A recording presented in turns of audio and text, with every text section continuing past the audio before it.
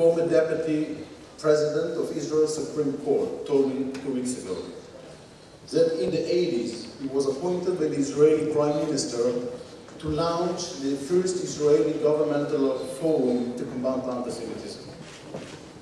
He met Shimon Peres, who served at that time as the Minister of Foreign Affairs, and asked him to appoint a representative on behalf of the Foreign Affairs Ministry at this forum.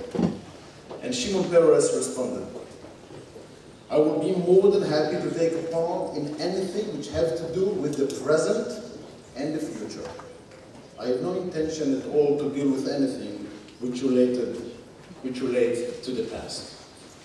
Shimon Peres and many others did not believe that a day will come when anti-Semitism will raise its ugly head until a time that will require all of us to get united and work hard for the future of the Jewish community on this continent. The Jewish people are optimistic. Without the optimism, without our faith and belief, not necessarily the Jewish people would be able to be here today, surviving all the hatred, the suffering, pogroms, and the Holocaust.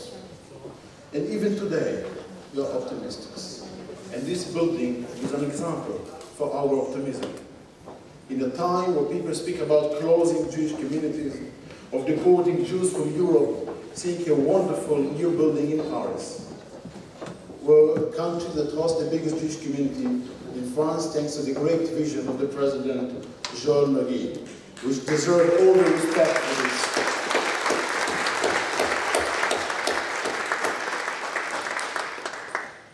Situation is indeed challenging. Too many countries where Jews do not feel safe, too many countries where Jews do not feel welcome, too many countries where we see attempts to ban or slaughter or circumcision, too many public anti-Semitic incidents in public, and yet we are still optimistic. We truly believe that God willing, it can be reduced, it can even be eradicated. That's the reason why we gather here all today, leaders of Jewish communities and organizations from across the continent, along with representatives of thousands of countries, to speak, to share, to discuss together about the current situation and what can be done to ensure a better future. Tomorrow, we will present for your discussion our plan to fight anti-Semitism. And we believe that once this plan will be accepted, we will see significant change in the situation of anti-Semitism in Europe.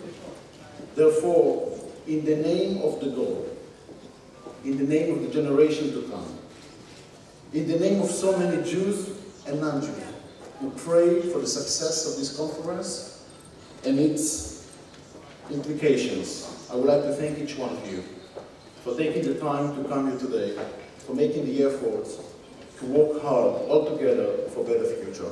Thank you very much.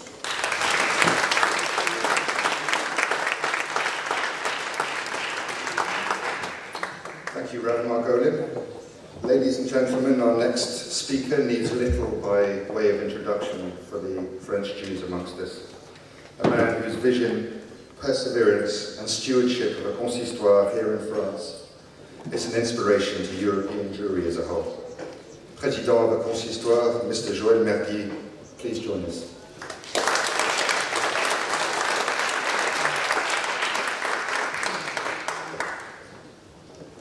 Madame la maire de Paris, messieurs les... Alors, je vais parler en français, donc ce qui fait qu'il va y avoir beaucoup plus de monde qui va mettre des écouteurs, et en espérant que la traduction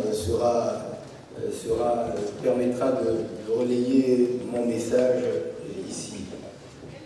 Madame la maire de Paris, messieurs les ambassadeurs, messieurs les élus, mesdames et messieurs les élus, mesdames et messieurs les ambassadeurs, mes chers collègues, madame la représentante de l'UNESCO, la ministre de l'Intérieur de l'ambassade d'Israël en France, les chers Mme Margolin, représentant le JA ici à Paris aujourd'hui, et puis chers administrateurs et collègues du consistoire de Paris, du consistoire de France, chers présidents de communauté venus des différents pays d'Europe, monsieur le représentant des États-Unis présent ici avec nous pour la lutte contre l'antisémitisme, mesdames, messieurs, chers amis, c'est un moment extraordinaire que nous sommes en train d'inaugurer aujourd'hui.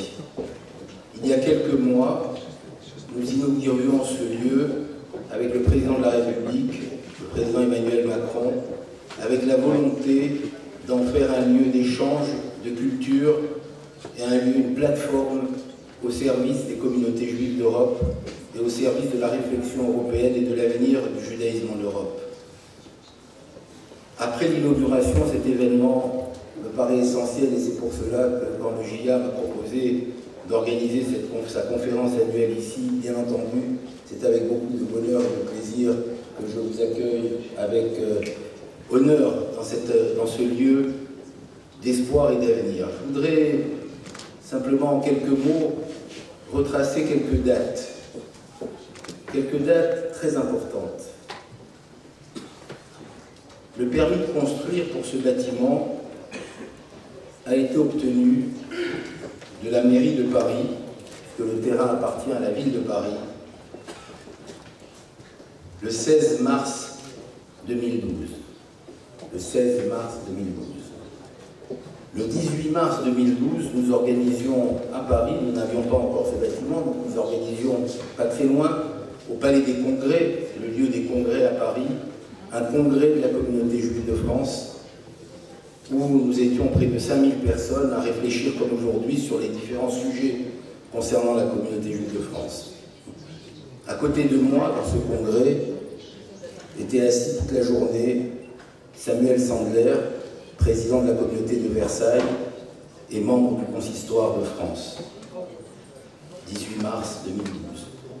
19 mars 2012, à 8h du matin, à l'entrée des écoles, chacun se souvient de cette date, c'est la tuerie de Toulouse.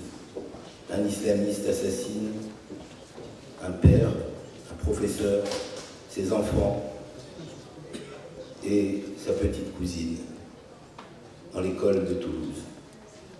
C'est un moment, un tournant de l'histoire du judaïsme français. Quelques années après l'assassinat d'Ilan Halimi, ce moment-là est fondateur et je voudrais saluer ici avec nous la présence de Samuel Sandler, qui a le courage d'être présent et de continuer à nous donner le courage et la dignité de croire en l'avenir.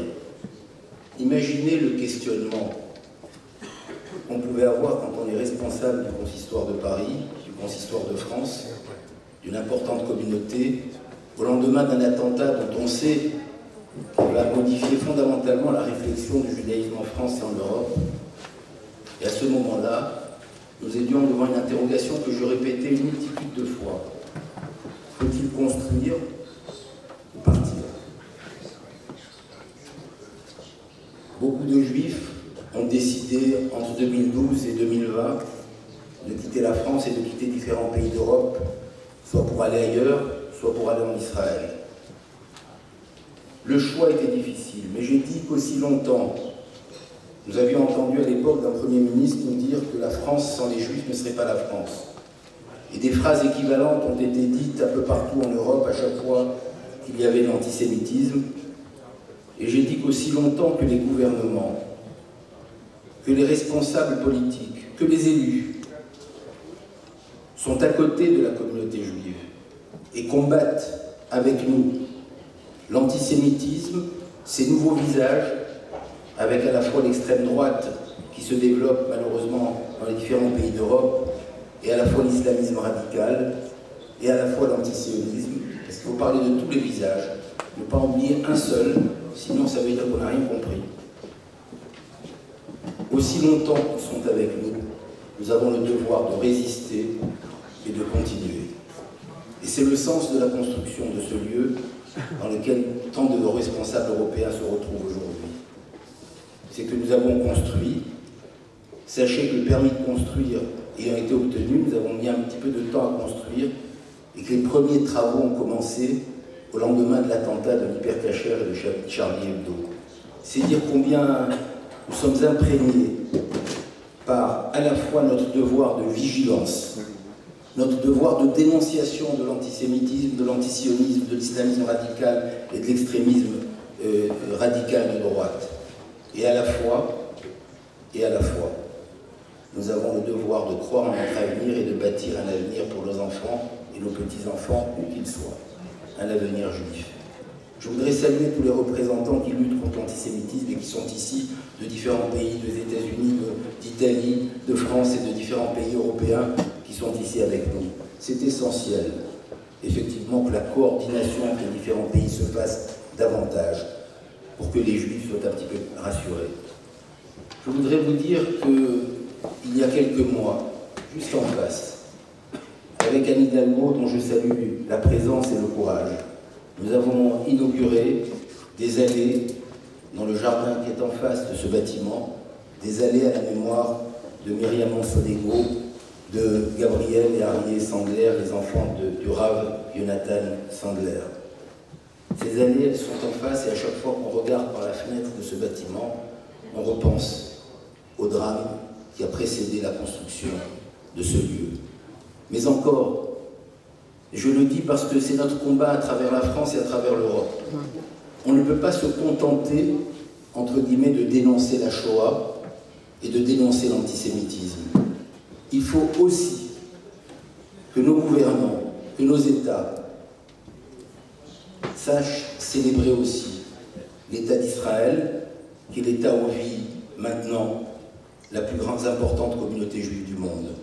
Et je voudrais saluer aussi Anne Hidalgo qui a accepté la proposition que nous lui avions faite il y a quelques mois, avant d'inaugurer ce bâtiment, que la place sur laquelle s'érige ce bâtiment s'appelle Place de Jérusalem à Paris.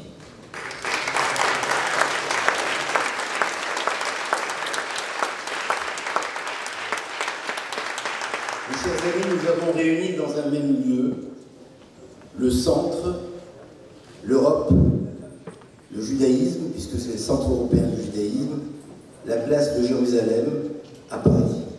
Je crois que c'est dans ce lieu de réflexion que nous devons ensemble, pendant ces journées de travail, pendant cette plateforme de travail, à la fois réfléchir comment combattre ces différents fléaux qui sont là, mais en même temps réfléchir avec l'aide de nos amis, qui sont nombreux dans différents pays d'Europe et qui sont là avec nous, de savoir comment nous mettons en place tous les moyens pour transmettre le judaïsme.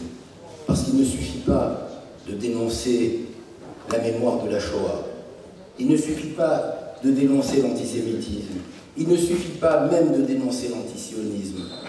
Il est aussi important que les Juifs, partout où ils sont en Europe, aient la possibilité d'avoir une liberté de culte, une liberté de conscience, qu'on ne revienne pas sur des fondamentaux qui sont la shrita, l'abattage rituel, sur des fondamentaux qui sont la transmission du judaïsme dans nos structures et dans nos écoles et dans nos lieux de vie, parce que tous les endroits où le judaïsme continue à se développer, ce sont des lieux où la démocratie existe encore. Les lieux où les Juifs quittent, ce sont des lieux que la démocratie a également quittés. Vous pouvez le vérifier, je suis persuadé que dans chacune des communes présentes ici, de n'importe quel pays d'Europe, là où il y avait des Juifs et ils sont partis, ça veut dire que la démocratie devient en plein danger.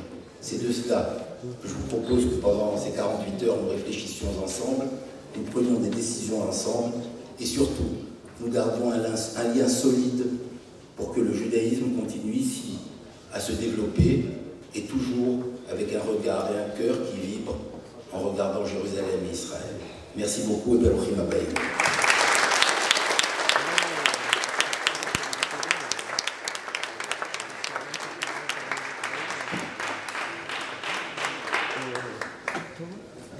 Ladies and gentlemen,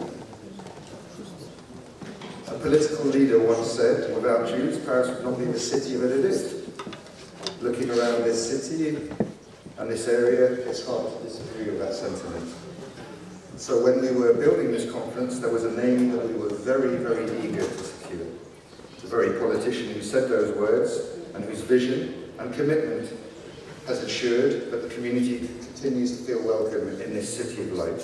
Dear guests, please welcome to address conference the Mayor of Paris, Mrs. Anne Hidalgo.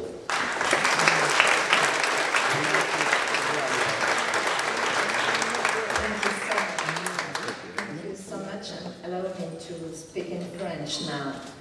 Merci beaucoup, merci à vous qui avez choisi notre ville, Paris, et ce centre merveilleux pour cette conférence importante. Merci bien sûr à Joël Mergui, président du consistoire, et à tout le bureau, toutes celles et ceux qui sont engagés autour de lui, de me donner l'opportunité de vous accueillir et de vous livrer le message de Paris. Vous accueillir dans ce lieu, tout à l'heure Joël l'a très bien relaté, ce n'était pas un long fleuve tranquille, c'est une réflexion de longue date, une vision portée par Joël, c'est d'avoir un lieu qui soit un centre européen du judaïsme, où finalement la communauté juive de Paris et de France puisse aussi poser ses racines, fixer ses racines dans notre ville et le faire avec beaucoup d'éclat, avec beaucoup de générosité et beaucoup d'ouverture aux valeurs de la République. J'ai tout de suite voulu accompagner ce projet et c'est vrai qu'il y a eu des événements, ces événements dramatiques qui nous ont fait prendre conscience que cette vision qu'avait eue Joël et d'autres autour de lui était quelque chose d'absolument indispensable dans une ville comme Paris. Paris est une ville qui, vis-à-vis de la communauté juive, a accueilli. La communauté juive fait partie de cette histoire de Paris. Je dis souvent qu'on ne peut pas comprendre Paris si on n'intègre pas pleinement l'histoire de la communauté juive, dans son arrivée, dans la création de ce Pletzel, le marais de Paris, puis aussi dans la façon dont la culture, l'énergie, cette transmission de valeurs s'est faite aussi et a touché Paris au plus profond d'elle-même. Bien sûr qu'on ne peut pas non plus comprendre Paris si on ne comprend pas ce qui s'est passé, le drame de la Shoah, le drame de la déportation, et notamment la déportation des Juifs de Paris et de France. Si l'on ne comprend pas cette histoire, si on ne l'intègre pas, si on ne la fait pas sienne, on ne peut pas comprendre Paris. Et puis, ces dernières années, avec cette montée terrible de l'antisémitisme, on a tué à Paris, à Toulouse, ailleurs, parce que des personnes étaient juives.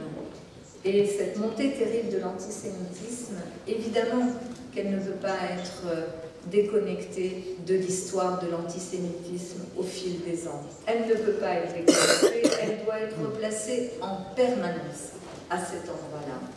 Oui, parfois, quand les sociétés vont mal, il y a cette recherche de la responsabilité, et ça a été souvent, ça l'est encore aujourd'hui, la responsabilité et le ciblage des personnes de confession juive, nous l'avons vu à travers le monde, qui est une conséquence directe de cela. Et il faut lutter contre cela. La responsabilité de Paris, d'une ville comme Paris, c'est de faire sienne cette histoire, de porter les valeurs qui sont des valeurs de la République, des valeurs de la démocratie. Et c'est vrai qu'il n'y a pas de démocratie sans reconnaissance des différences, mais sans reconnaissance de la présence de la communauté juive. Et la France, la République française, a été une des premières à donner la citoyenneté aux personnes juives. Et dans cette grande tradition, reconnaître que lorsque on attaque les personnes au nom de leur religion, et notamment au nom de la religion juive, c'est un acte contre toutes les démocraties, c'est un acte contre toutes les libertés, c'est un acte contre l'humanité qu'il nous faut condamner, réprimer et prévenir. Lorsque l'on sait cela, on ne lâche absolument jamais le combat. C'est le cas de Paris. Ici, à l'endroit où je suis, j'ai vécu avec Joël les attentats de l'Hyper Cacher. Nous étions ensemble, tous les deux, cet après-midi de janvier 2015, aux côtés des familles dont les parents étaient otages dans l'Hyper Cacher, Nous étions ensemble dans l'angoisse terrible, dans l'angoisse du moment où il fallait donner l'assaut et où on savait que peut-être, avec cet assaut de nos forces de police, il y aurait peut-être d'autres morts. Et ce moment, je ne l'oublierai jamais. Je ne l'oublierai jamais parce que nous étions aux côtés de ces familles, on se regardait en se disant il y a ce moment-là, et puis à l'instant d'après, et l'instant d'après peut-être que l'homme qui était à côté de moi allait perdre sa femme, peut-être que d'autres allaient perdre leurs frères, leurs sœurs, leur mari, et nous étions là. Nous avons été présents et nous nous sommes dit, après cet attentat terrible, il y avait eu avant bien sûr Charlie Hebdo, nous nous sommes dit qu'il fallait absolument faire en sorte que l'histoire des Juifs à Paris soit notre histoire commune, qu'on la fasse encore mieux partager pour mieux la défendre. Parce que la défendre, c'est aussi nous défendre dans ce que nous avons d'humanité.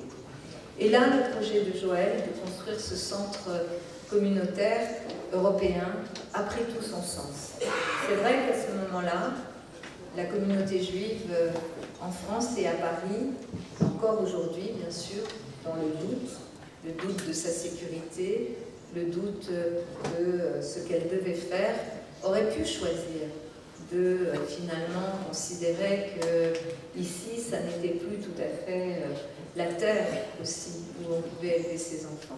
Et puis il y a eu ce sursaut incroyable des Parisiens, de toute la classe politique, il faut le reconnaître, qui a été unie, mais aussi des dirigeants de la communauté juive qui ont décidé aussi de se battre ici et enraciner ici cette culture, cette histoire qui est la nôtre. Et ce centre, c'est un de ces lieux de l'enracinement. Et évidemment qu'il fallait que ce centre voie le jour. Et lorsque nous avons eu l'opportunité, oui, de donner le nom de place de Jérusalem à la place qui est l'adresse de ce centre, j'ai dit oui tout de suite. Parce que pour moi, c'était aussi une façon d'insister sur cet enracinement et sur ce lien avec Israël. Et ce lien avec Israël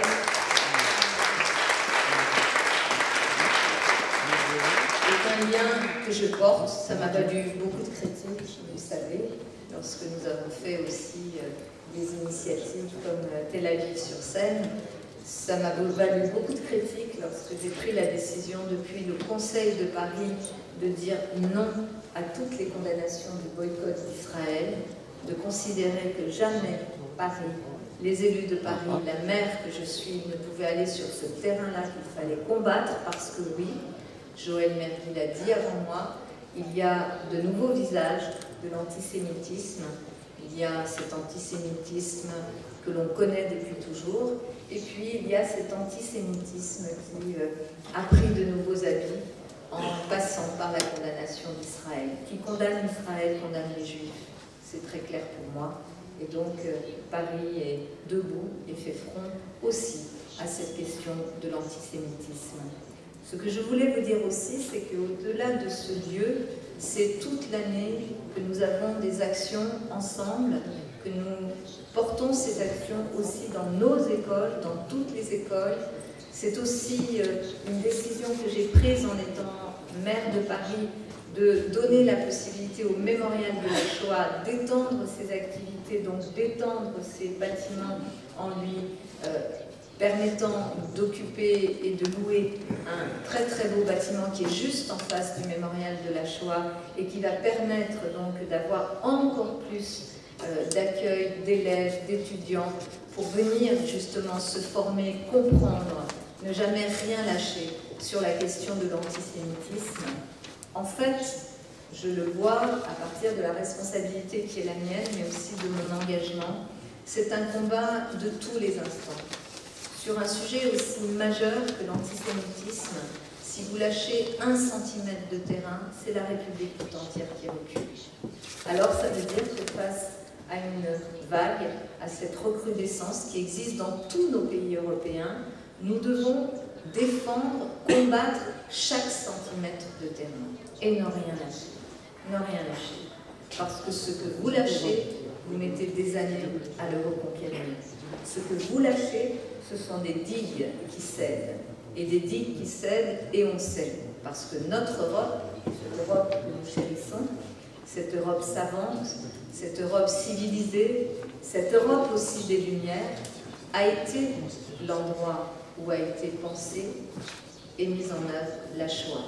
Donc nous savons que les Lumières, la réflexion ne suffisent pas. C'est un combat de chaque instant, dans lequel personne ne doit ni ne peut lâcher prise. En tous les cas, c'est cette détermination de Paris que je voulais exprimer devant vous, vous dire qu'avec les maires des autres villes européennes, notamment des maires qui ont été aussi confrontés à des attentats antisémites, nous travaillons ensemble, nous nous côtoyons, nous sommes ensemble. Lorsqu'il y a eu l'attentat à Copenhague, je me suis rendue évidemment à Copenhague, à Bruxelles aussi. Nous sommes ensemble aussi cette communauté de maires à vos côtés pour faire reculer l'antisémitisme, car l'antisémitisme n'est pas simplement l'affaire des Juifs, c'est l'affaire de toutes nos démocraties, c'est l'affaire de la République, mais c'est aussi l'affaire de l'humanité.